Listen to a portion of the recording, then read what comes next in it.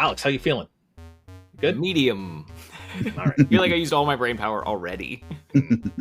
Well, hello and welcome to Deep Cuts the Game, the movie trivia podcast where I give my three guests three movies and they try to come up with the most random, obscure, or minor actors from those films. The deeper the cut, the more points they get. I'm your host, Jeff Penn, and with me as always, Mr. Consolation Prize himself, Alex Young.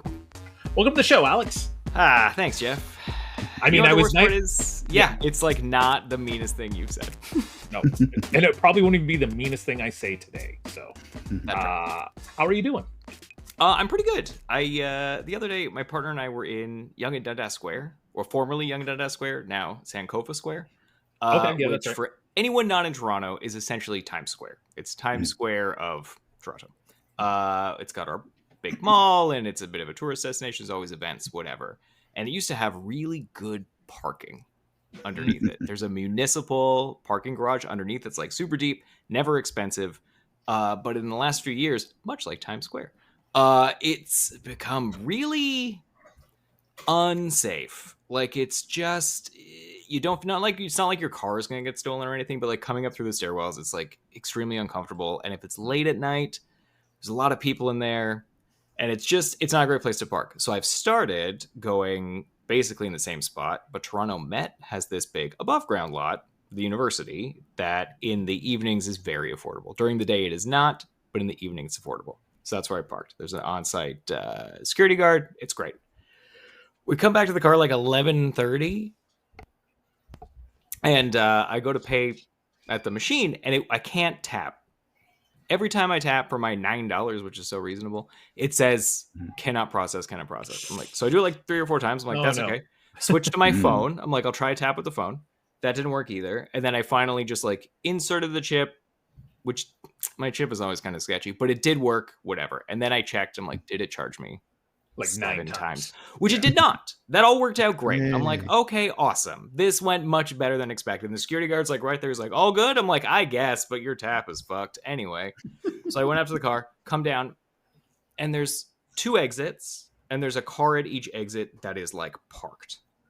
The people are there, but they have not left. And there's a woman who's driving, like, let's say car on the left, this like silver SUV, and she's got the door open, and she's like hanging on it like she's having a chat with somebody. And someone else is like, hey, like, go, essentially. And she's like, it ate my ticket. Like, I paid, and it ate it, and it didn't And the gate open. didn't go up. Yeah. And the security guard has not left his booth, but he's got line of sight on the situation, and he's on the phone calling someone. And there's this red pickup truck full of, like, 20-year-old college kids, and they're being rowdy, but seemingly a similar problem.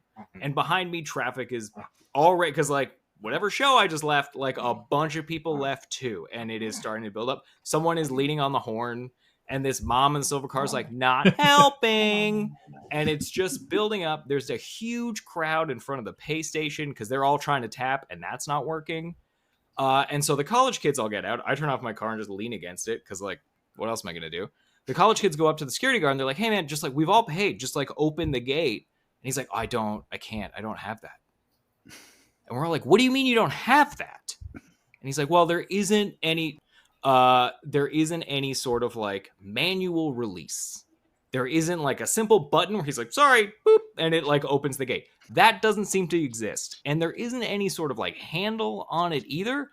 So everyone is just stuck here. And he's like, I'm on the phone with like so-and-so, but they're not really answering. And we're like, it's 11:30 on a Friday. Like, who are you calling?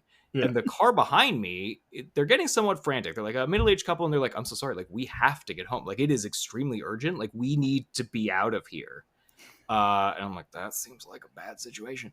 So finally, the silver car, the woman, I'm going to say her son, maybe, just pushes up the arm and like holds it. And he's like, Mom, go. So she like gets in the car, drives through. He lets go. It goes back down. And I'm like, I guess that's the plan now. I guess we're all just like breaking out of this parking garage. So the red truck, they push it up, the college guys, and they just like heave it up and it just clicks open. It stays open. It's for sure not supposed to do that. And I'm like, great. They're like, we did it. Like they cheer like it's a big victory. And honestly, it was. So they leave. I get back in my car. This construction, like the stereotypical construction worker, like The hard hat, he's got like a denim shirt, appeared out of nowhere. I don't know how he was involved in this situation. He just appeared and he's like, gates open. And we're like, great, thanks, random man who's probably named Bruce. So we get in the car and we leave, and it all worked out fine. But it was the weirdest thing, and it was like 10 minutes shy of becoming like a Nestea commercial, where we all get Nestea and we all become friends. Everyone's handing each other a Coke with their name on it, and you're like, Yeah, hey. it's like, and like everything great. Like a Mentos commercial from the Exactly. 90s. Yes. Well, thanks, Alex. Thanks for that. And yes, I was muted, and I can't remember what I was going to say other than, what if there was a fire or something? Yeah. And he's like, the security guy, I can't open it. And it's like, yeah, but the place is on fire, or there's killer wasps, and we need to get out of here. And he's just be like, well, I have to take my break now. And he's like, closes the little shutter. I'm on the phone. Well, let's bring in our guests, Alex. With us today, Ned Raggett, who is somewhere on the West Coast, because I completely forgot that he was on the West Coast. Ned, where are you? San Francisco, literally in the city itself. Oh, perfect. Love San Francisco. I honestly do. It's one of the few cities in the U.S. where I've been to multiple times. Cool. It's great. I love it. Ned, you do a podcast with a former guest of ours, Oriana Schwint, that is, and Alex is going to love this, it is Lord of the Rings, or not Lord of the Rings, but it is, who's the big author? Tolkien. It is Tolkien-centered, yeah. It's a Tolkien, yeah. So it's Tolkien-centered, and like, so it's not just Lord of the Rings, it's, I'm assuming, that The Hobbit and other things like that. And you guys are up to like 80 episodes or something like that. Like, yeah, we're about there. Yeah, we're about 6.5 years in. We do once a month. We've even had a live in-person episode, which, given that the three of us are literally scattered across the country, it's kind of hard to pull off. But for one brief moment, we were all in the same time zone and fairly near to each other. So we made that work. But yeah. There's got to be nothing that you guys have not looked into for Tolkien at this point with that many episodes.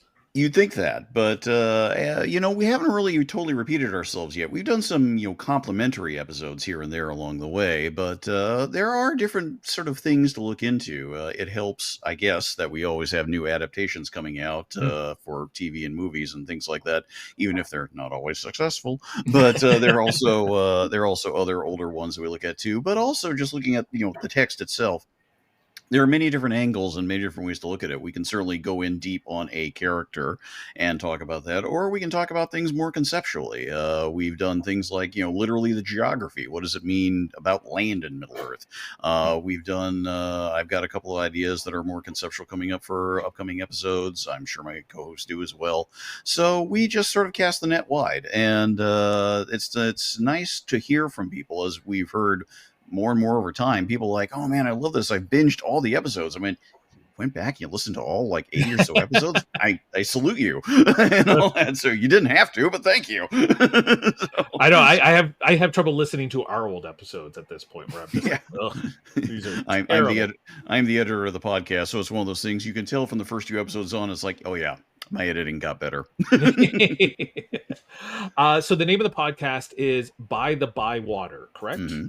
That's correct. And that can be found on, I'm assuming, all streaming platforms for the most part. It can. The host network is a Canadian network, as it happens, in Toronto. Megaphonic, a small little bespoke network that my friends Chris and Mike run. And but yeah, it's open to all, Apple, Spotify, the whole nine yards, YouTube even. We just put up a thing on YouTube. We're audio only, but oddly enough, we put up the episode before last went up, and all of a sudden the algorithm took it relatively high. We're like, how is this getting thousands of views? This is not some sort of unique, strange episode we did, but we were getting obsessive responses from people coming back to us who were clearly not regular listeners to their shows, and we were sort of reading some of the responses and going like, ooh, thanks. But I think you're even more in deep than we are. Very nice. Let's bring in our other guest as well. His name is Andy Martin. Alex, we know Andy Martin through former guest Stuart Valberg. And here's a fun fact about Andy Martin. Was it recently him and Stuart were on a movie trivia podcast where they came in second out of 40 people. And speaking with Andy here before the show started, I think you're in trouble.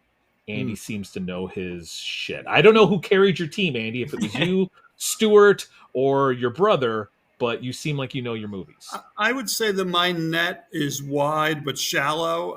Okay. But I've learned a fair amount over my time. I had many years working at Blockbuster where I yearned for those days of just being able to put on whatever I wanted all the time. My God, I would kill for a job at Blockbuster right now. One of the things I would like to play is something I actually just introduced to my kids that might interest Ned. Is I recently showed them the Rankin Bass Hobbit, and I was the easiest slam dunk in the world to know that my 4-year-old son would gravitate towards Gollum. It's a fantastic performance.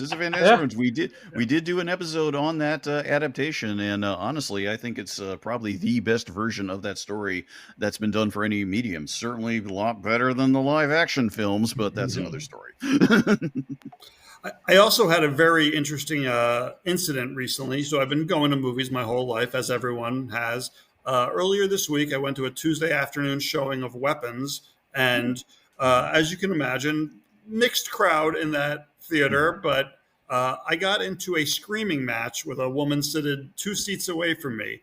Her phone went off no short than 15 times over the course of the movie, and it started with, the traditional shushes, can you please silence that? And she would say, I'm not on my phone. Like, as if like the sound of the phone wasn't the problem. Like, she's not having a conversation, so she's all good, right? We're all good with this. And and also I'm trying to not make more of a scene and cause more disruption in the theater because, it's already bad enough. But also I'm thinking then she started using profanity, and I was keeping my cool. This is probably a 75-year-old woman as well. Oh my God. Who is just saying, you're fucking annoying. And I'm just like, you're ruining it for everyone. And then eventually I gave up because I'm not winning the battle. But every time it would go on after that, the rest of the theater is laughing because they're just imagining me seething, thinking about this terrible experience that I'm having.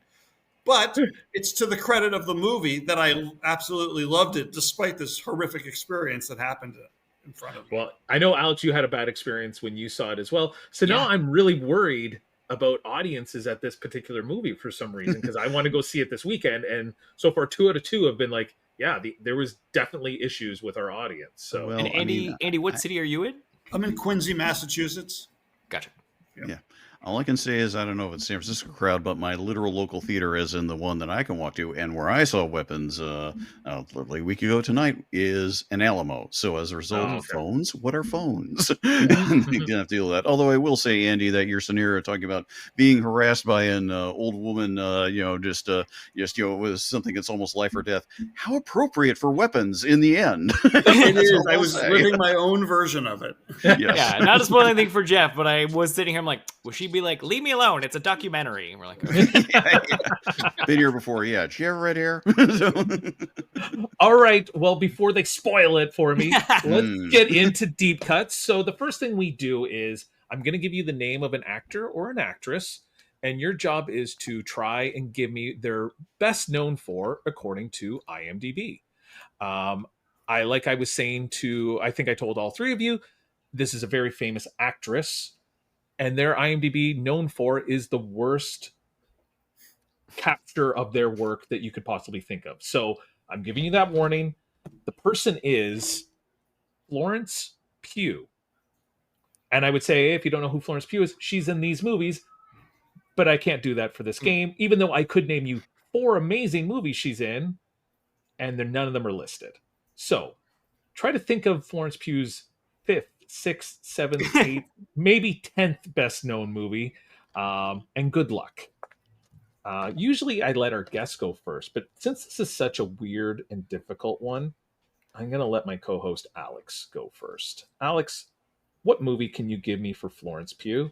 I mean, logically, I know what the handful that it should be, but since you gave us that thing, I'm going to say nothing that's an A24 movie. So, Biting with My Family? Oh, that's what I was going to say. I mean, that's pretty good. All right, Andy, I've got you written down. I'll go with Little Women. Little Women? A little outside of what people kind of know her for nowadays. Ned. what obscure movie can you think of for Florence Pugh? Movie or TV show? IMDb covers both. So what do you got? Fair enough. I'll go with the role that I know a friend of mine said was the first that he had heard of her. And when I backtrack, I'm like, oh, interesting. And that would be the film Lady Macbeth. Lady Macbeth. It's a good one. Done. All right. So the four things I think we would all say, like you could say either Black Widow or Thunderbolts should probably be on the list. I think you would say Midsummer should probably be on the list. I think Don't Worry, Darling would be a good fit. I also think, Andy, you said Little Women, but I think Little Women could probably be on the list. And even Fighting with My Family could probably be on that list of your four things. None of those are. Her four movies on the list or TV shows are, I believe it's her first acting credit is a movie called The Falling with, I think is it the girl from Game of Thrones? Is it Maisie Williams? Oh. Is that her name? It's the two of them. Yeah. A TV show called Marcella. Okay. Mm-hmm. Okay. A movie called The Commuter with Liam Neeson. Where I saw that. Don't remember her in it, though. I think she shows up halfway through it. But then number 3 from 2016 is Lady Macbeth. So that is the only one on his list, and I couldn't have told you she was in any of these. So Ned, would you like to go first, second, or third? And with the understanding that if you go first, we go 1, 2, 3, 3, 2, 1, back and forth for the 6 rounds. So if you go first or third, you get 2 picks in a row at some point during the game. So where would you like to go? Well, why don't I just take first, and we'll just see where it rolls from there. All right, Ned at number 1. Alex, I'm gonna say I feel like Fighting with My Family. This you actually were closer to having the more obscure movie. I'm gonna say so. I'm gonna say, Alex, would you like to go second or third? I will take my third, my usual third. Sure. All right, and Andy, you're getting put in the spot you said you felt was the worst spot, the number 2 spot. Yeah, I do. Sorry. Think that. It's all right. I right. earned it. So the 3 movies for today are. Got a bit of a theme here. I think the theme is. You think? I know your own theme. The movie is about filmmakers. Okay. It's a filmmakers podcast. So, from 1994, Ed Wood. Ooh, cool. From 2017, and this one's very, very deep. Disaster Artist. And from 2022. Not as deep, less so than all these movies, The Fabelmans. Okay. Right. So while you guys are writing down some names, thinking of some people that are in these films, let's hear a word from our sponsors. Movie buffs and collectors, this one's for you. MoviePosters.com offers an incredible selection of posters for every taste, from obscure indies to your blockbuster favorites. Hey Jeff, do they have any Jay Baruchel posters? Well, I do know they've got How to Train Your Dragon. And Jeff, have they any Sean Connery motion pictures? Yeah, Alex. Zardoz? And do they have any posters for Christopher Walken movies? Yes, Alex, they do. Go to movieposters.com and use promo code DEEPCUTS15 to get 15% off your next purchase. This is my real voice.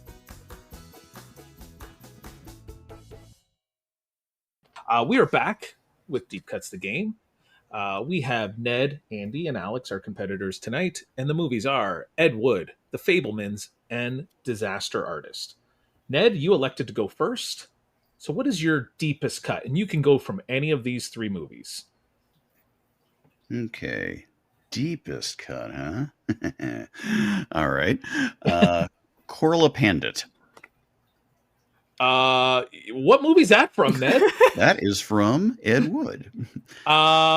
Jesus Murphy. Okay, I'm gonna have to look this one up. You're putting me on. I quit. I'm out. Fuck it. That sounds like an anagram, like you're Hannibal Lecter or something. Spelled with a K, Corla. I can say that much. Okay, so Ed Wood. Thankfully, there's not that many people in Ed Wood. It's not the deepest cast. Oh no, you're getting real deep answers from Ned. So I mean, it does say 99 plus people. So what's their name again, Ned? Corla Pandit. That's Korla. Pandit as in pundit, but Pandit. Yeah, it's an Indian musician.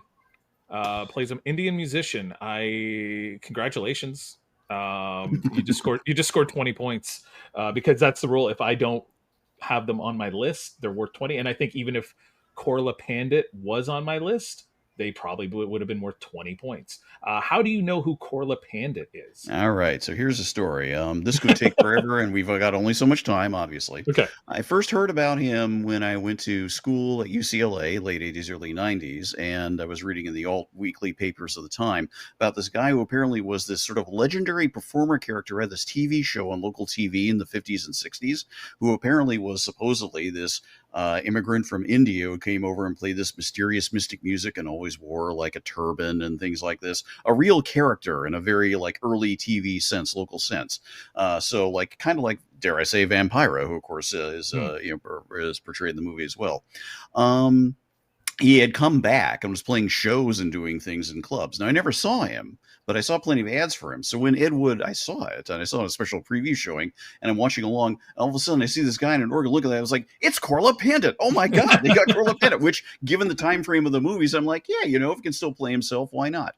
I'll end by saying that he's, from our past on now, his whole story was an amazing, engaging fraud. He was not from India. He was an African-American guy from the South who basically knew how to pull one over on like the stupid people who wouldn't look at the rest of it. Very good keyboard player and all that, but no, he was not from India. But that was the name he adopted. It was a whole classic reinvent yourself out in California type thing. I love it. And he has a role, and there you go. I think, is he the one playing the organ while Ed Wood is doing the fancy, or like the fancy dance? Yes, that's exactly who it is. So I do remember the scene. I just would not have even bothered with that character. Well done. Congratulations. Andy, tough act to follow. What's your first deep cut? I'll go simpler. I'll go with David Lynch. Yeah. In The Fabelmans, David Lynch for 12 points. I will take that. Thank you. And I was watching it, like I watched it again this week, and I was like, I know who this guy is. Who is this guy? And I could not. It wasn't until I went through the credits after I was like, oh shit, it's David Lynch. That's a good one. Very good. I love that scene. It's great. It is a good scene. It's the only scene I've seen of the movie, honestly. So. Alex Young, you get 2 deep cuts in a row. What's your first and your second? Well, I'm gonna take like a 1-2 punch for disaster artist, and I'll take Tommy Wiseau. Tommy Wiseau, yes. He's not playing himself in this. He is playing someone else. I can't remember who it is. I think the character does have a name, and I just watched the movie, and I did not recognize him. So I don't know what he's done with his hair or his look, because he does stand out, that guy. In that guy. So you're getting 12 points for Tommy Wiseau. Fabulous. And I'm going to just assume that he's in it also, but Greg Sestero is surely in it also. Like, he has to be, right? Because he's the guy that plays... He wrote the book. He wrote the book. Yeah, he surely has to be in it. Yeah. Another actor plays him in the movie. Yeah, let me double check, Alex. I'd be really surprised if he didn't even have like a walk-on cameo. That'd be... Or at the very least, he's in the thing at the end. The real footage. When they're playing side by side. Yeah. Mm-hmm. And that's a good point. And maybe Jeff just didn't do his homework. Oh, Alex. Is that a 20, baby? Well, I don't... your rules, you son of a bitch.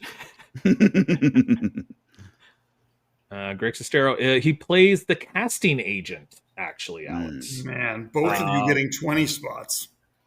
I mean, am I, Jeff? Am I getting a 20? You're going to round it down to 15. Are you going to cry about it if I don't give you 20? Nah, you give me whatever. I don't care. Okay, I don't think I'm going to catch up to Ned already. Okay. I'm not.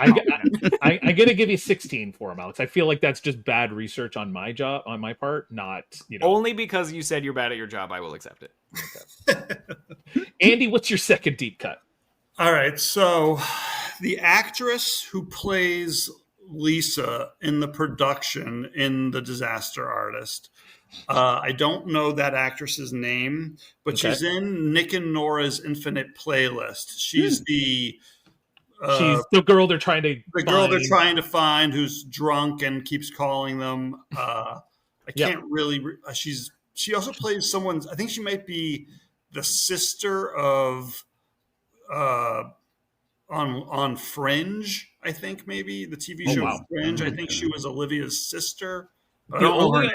Her name is Ari Grainer. Yes. The only other thing I can kind of remember her in is she's in the opening scene for the movie Date Night with Steve Carell and Tina Mm. Fey, and he is giving them like legal advice. It's her and John Bernthal, and they just keep making out.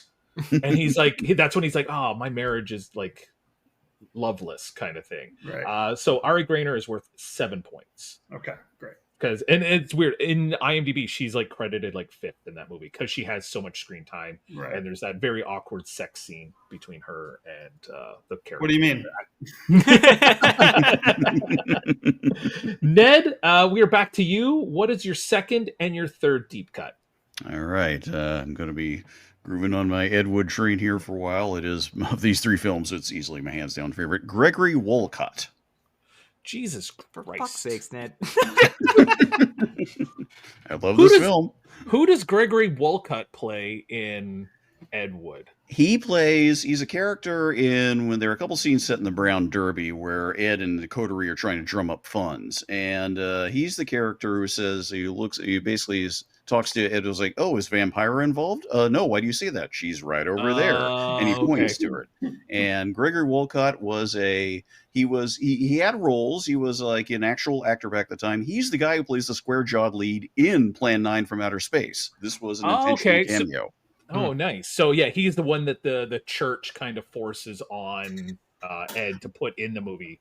Or yes, he's the one that when you see that, I can't remember if that was the actual thing in real life. Again, I know a lot about Ed Wood, but something in the movie, yes, that's exactly. What he is Jeff Trent in Plan 9 from Outer Space. He also makes an appearance in Every Which Way But Loose, so he did get a little bit of an acting career after that. So yeah. You know what? I'm not going to give you 20 for that one because once again, bad research on Jeff's part. So you're going to get 18 because that's crazy that I'm worried now what your third deep cut is. What is your third deep cut, Ned? All right, I'm pretty sure I know his first name. I'm pretty sure I've got his last name, and Conrad Brooks. Yes, I think I actually did write that. Did you at least have this one written down, Jeff? Shut up, Alex. Oh yeah. So okay, all right. Because I know there's an actor playing Conrad, and Conrad is also in it as the bartender who I believe directs him to another famous director, if I'm not mistaken. Does that make sense, or is it a different bar scene? Different bar scene, but basically it's just sort of a one-line role where it's basically the scene right before Ed meets Bella when he sees Bella in the coffin. He's having a drink. Conrad Brooks is the bartender there. It's like, Bella there, and Conrad Brooks is indeed played in the movie directly as well, and yes, was part of Ed's actual coterie of actors as such, and was alive until fairly recently, if I remember. Yeah, right. and I think there's a note at the end of the movie where he was kind of like voted like the worst B movie actor of all time, or something like that. Yeah, he is one of the end credits there. Yeah, he passed away in 2017, so he's worth 16 points for Conrad Brooks. Well done, Andy. I see you're like, huh. Well, I would have put money on Andy before the game started, and now I'm Andy's looking worried. I would try to use some gamesmanship and try and deplete some of the actors from Ed Wood, but I don't think I'm going to find the ones that Ned has in his head. So I don't know if that's the way to go. But I will go for the guy that we were kind of tiptoeing around a moment ago. I believe Vincent D'Onofrio plays Orson Welles in Ed Wood. He does. And I definitely had that one written down. He's worth 12 points for Vincent D'Onofrio. Trivia. He does play him, but who does the voice? I was going to say, he does the brain from... Yep. It's who is it? It's brilliant. Marcel Verdet, brilliant casting. Yeah. Perfect combination. I was watching this movie and I was like, wow, he's doing a great... Orson Welles, and I'm like, or he's doing a great Brain from Pinky and the Brain, and I was like, I don't think he can do that voice, and I was going to ask, and thankfully you guys knew that because I was just going to be asking the question, like, did somebody else do that voice for him? So yeah, 12 points for Vincent D'Onofrio. Well done, Alex. Your third and your fourth deep cuts. Well, I mean, fuck. They took all the ones I was going to say, Jeff. I'm going to do Two Shots in the Dark because I did all my deeps. Is Patty Harrison in The Disaster Artist? Is she one of like the PAs or whatever? If she is, I didn't write down her name. Alex, who's Patty Harrison? She's a comedian and an actress. She's in like the last 5 episodes of Poker Face. Yep. She's in that Ed Helms movie where she's like a surrogate. She's in I Think You Should Leave. Yes, she's in I Think You Should Leave. She did several sketches in that one. You know her to see her. She did a bunch of stuff. Yeah. Okay. Let me. So Patty Harrison, you're saying, eh? Yeah, I'm trusting my brain is remembering this, but I might be wrong. There is no one. There is no girls with the name Pat. Are you spelling it with an I? I did PAT just to give me all options. Fair and enough. there's so no, I'm sorry, there is no Patty Harrison. My other guess, is there any Spielberg cameo in The Fabelmans? Any at all? Like, are you asking me, is Steven Spielberg in the movie? Yes, Jeff. Or Not like Gregory Spielberg, his third cousin. You said any Spielbergs, and I was like, oh, maybe there's like a kid or someone is in it. The famous one. I did not write his name down, so I'm thinking he did not give himself fair enough a cameo. Let me double check, Alex. I don't want to short sell you here. No worries, Jeff. I'm not bridging the gap with Ned. No, so this is why we're getting Hail Marys out of these. There is no Steven Spielberg in this film, unfortunately. Andy, we're back to you. Got your 4th deep cut. There's 6 total. You got a good score. I would say you had a great score, if not for the person who's going right after you. So what do you got for your 4th deep cut? Well, to quote the great Doc Holliday, I have not yet begun to defile myself. I will go with Jeffrey Jones for Ed Wood. Yes, Jeffrey Jones, who plays we can move on to the next person immediately. Jeffrey Jones for 7 points. Thank you. Yeah, as the kind of the clairvoyant who makes increasingly weird and unreliable guesses about what's coming up in the future, none of them being right, and then has a part in the film. So it's pretty deep. But Ned, I want to see what you got next. This is exciting. Well, I mean, I've hit some of the deepest cuts already, so these will be a little less so. But still, these are a little fun. So I can never remember, unfortunately, if her first name is Julia or Juliet, but Landau.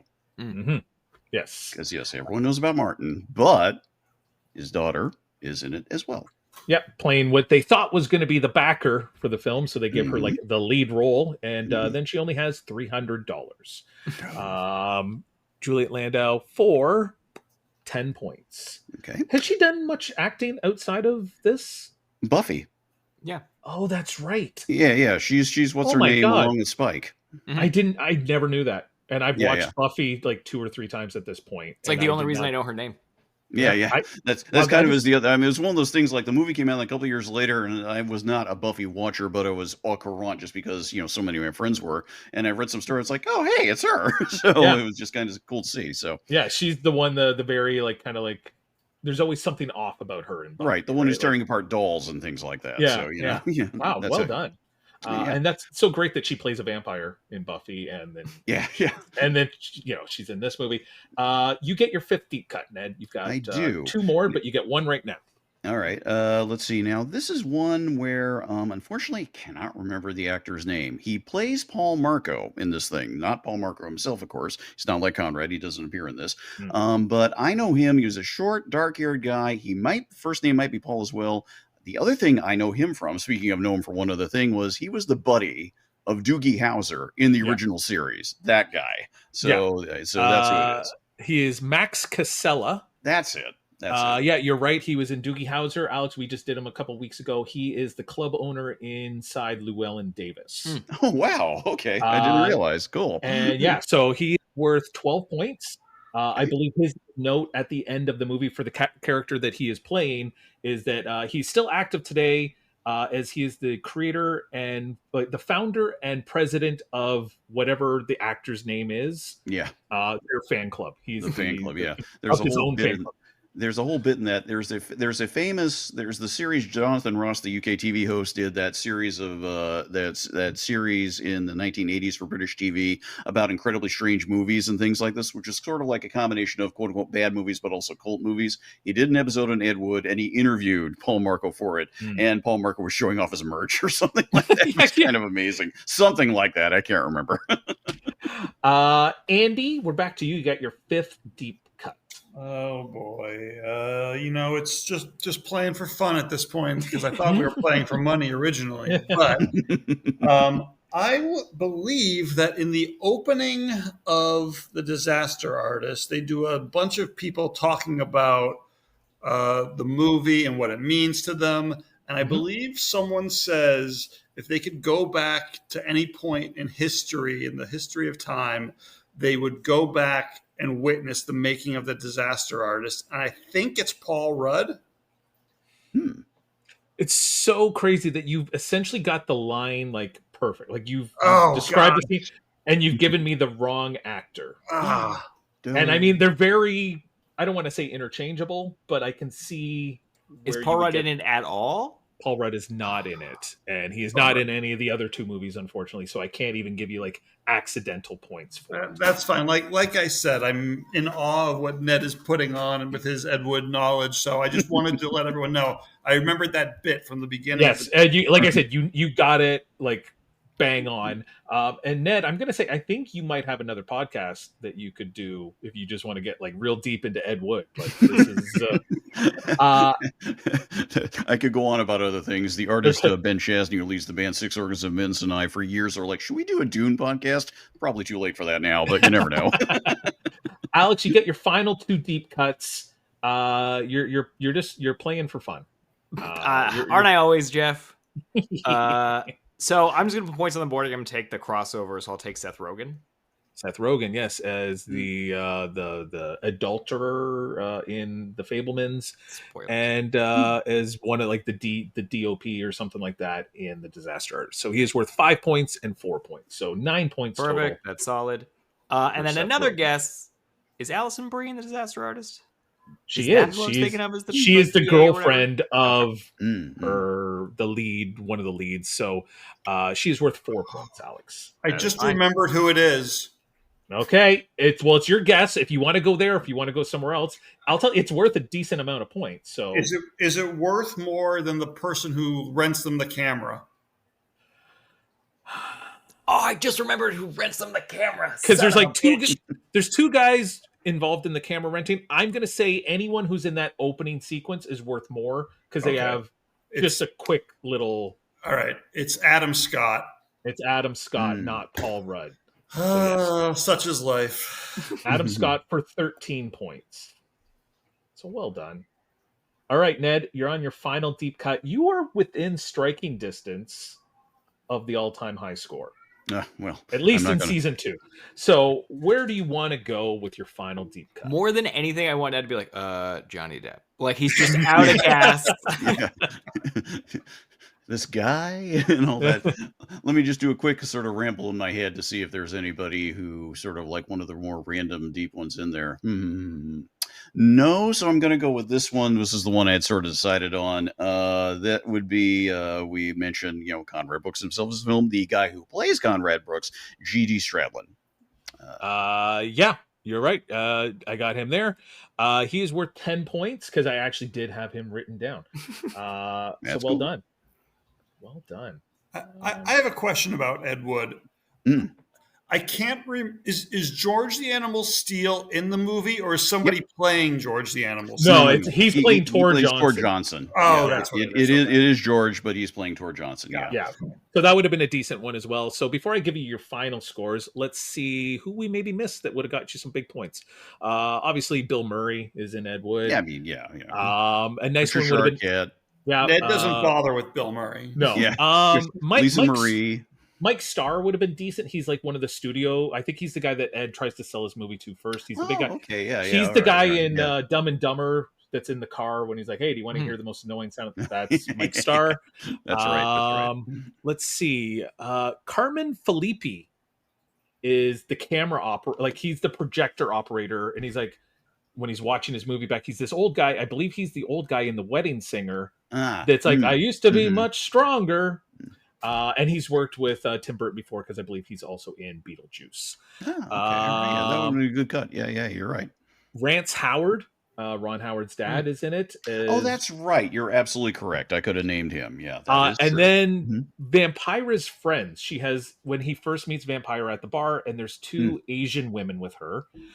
Their name is Ada and Arlene Tay. They are twins, and you would know them from Tim Burton's other movie, Big Fish, where they are the conjoined twins in the story that his dad tells that he brings back to the U.S. But you did very well on that, and I honestly didn't even cross off many people because most of them are people I had to add to my list after Ned said them.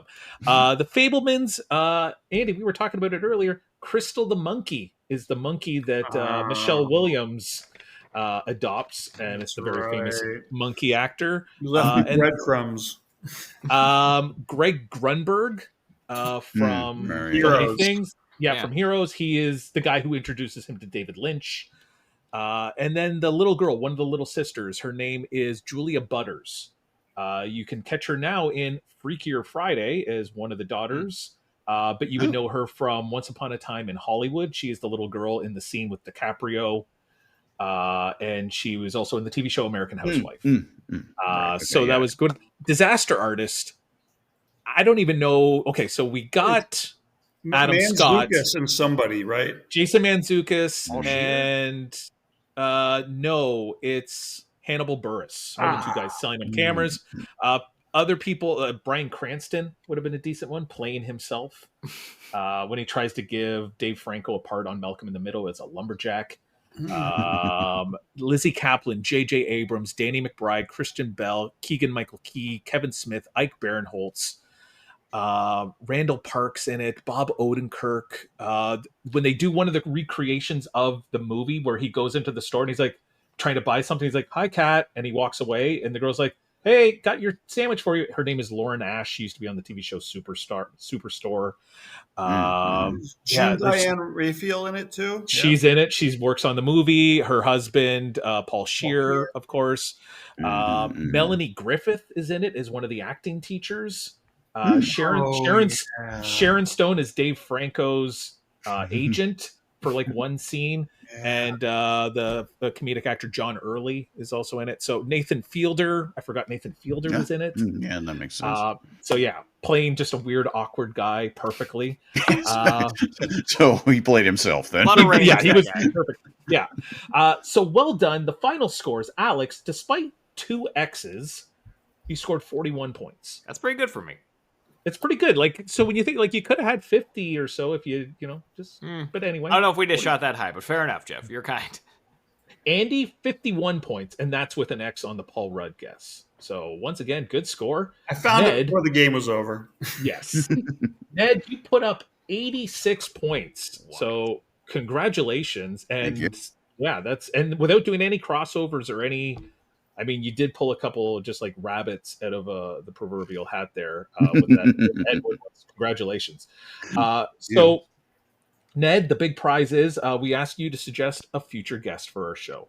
Hopefully living. We prefer not deceased guests, but if you could think of someone, it could be a famous person that I'll try to track down, or it could be somebody that has a brain for movies, kind of like this. Okay, all right. I've got a couple in mind here. Okay, all right. My friend Jodie Beth LaFosse in New York City. Great soul. I've known her for many, many years. Knows her movies. Knows all people. Will be able to give some interesting views in and do some connections. I think will probably astound everybody. She's quietly wry in the best sort of way. It'll be a good energy. Nice, perfect. I want her to come on with Ned and then Craig Smeaton, Alex, and just have them tear each other apart. Yeah. That's why I was like, Alex, you can host and I'll watch. So Ned, what's going on with you? You've got your podcast that we'll send some people that will put links up for that. What else are you got going on in San Francisco? Okay, as for me, my roof overhead job, as I like to put it, is I work in academic libraries. Suits me, done it for decades. But what I actually am quote unquote known for we're talking Z-list celebrity here, guys. Don't worry. Is I have been a writer about music since the 90s. That's right. I have no one central site, but I am all over all sorts of things. All Music Guide, Wikipedia, a lot of older work I did there. If I named all the publications I've had pieces in, it would go on forever. More recently, besides my Patreon, which you can find, I do things weekly. The Quietus out of the UK is one of my major spots. A newer project called Shuffle, SHFL, which is a one-person run, non-algorithmic music recommendation service. Very important. And I'm a freelance writer for Caleb, who runs it there, along with other folks. So we're sort of a small pool. And let's see, gosh, what else have I written for? I mean, Bandcamp for many years, Pitchfork for a good stretch. These are all, and other spots as they come up. It happens. I'm always talking about something somewhere at some time is the best way to put it. And you can find me on Blue Sky, Facebook, various other spots, social media spots online, and I'm usually sharing out links and stuff and things there. Perfect. We'll be sure to add all the links when we post the episode. Thanks very much. You're welcome. Andy, I know you said you're not really in the business anymore, but where can people find you? Well, like Ned, I'm in academia as well. I work for Boston University's College of Engineering. Again, my life ended up there when I thought it was going to be someplace else originally, but I'm very happy where I am now. What I will plug, though, is the trivia contest that I've attended once. I'll be attending next week. It's actually not a podcast. It's at the Somerville Theater, above the Somerville Theater in Somerville, Massachusetts. It's called the Crystal Ballroom. Our team name is Nice Try Lausche, so we'll see how they do next week, but I hope to see anyone there. I'm not sure when you post these, Jeff, in relation to the air date. I think we're going to be a couple weeks behind. Like with this 3 episodes today is because we've got the Toronto International Film Festival coming up, and Alex is a big viewer of films there. So we're off recording for about a month. So that's kind of one of the reasons why we're doing all these episodes, just to give ourselves and our fans, like they get so upset when they don't get a new episode every Sunday. But yeah, unfortunately, I think this episode will probably air after you've taken home the trophy. Well, I appreciate that. So then you'll get to take it from me at next month's. It's the third Tuesday of the month at the Crystal Ballroom in Somerville, Massachusetts. Perfect. All right. Alex Young. Well, Jeff, as you said, I will be a TIFF, so if anybody wants to track me down on the street or buy me coffee, that's great. I'll be around. You can find me on Letterboxd and all social media at the Alex Young. And support your local rep cinema. Buy physical movies at any video store if you happen to live close to one. That's it for me, Jeff. What you got? Nothing. I'm waiting on an outro from our friend Alex. So I've just sent it to you. Okay. Sorry, my cat is being the most cumbersome that she could be.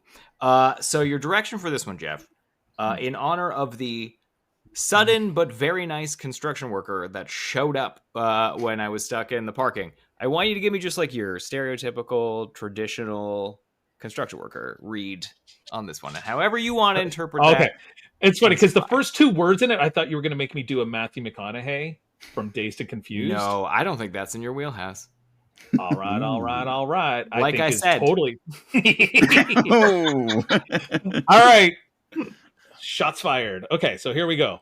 All right. That's all the time we got, fellas. Thanks for tuning in. I appreciate you taking a load off with us for a bit. Now remember, whether you're on the site or just around the house, safety first. Don't be a hero. Wear the right gear and make sure you take all your union-mandated breaks. You can't build a good foundation if you're running on fumes. We're back next week, so be sure to follow Deep Cuts anywhere you get your podcast and keep your toolbox organized. Now get back to work. We'll see ya. Thanks, everyone. Make sure to rate, like, subscribe, review, all that shit for our podcast. It's super helpful. We will see you next week. Have a good one. Bye.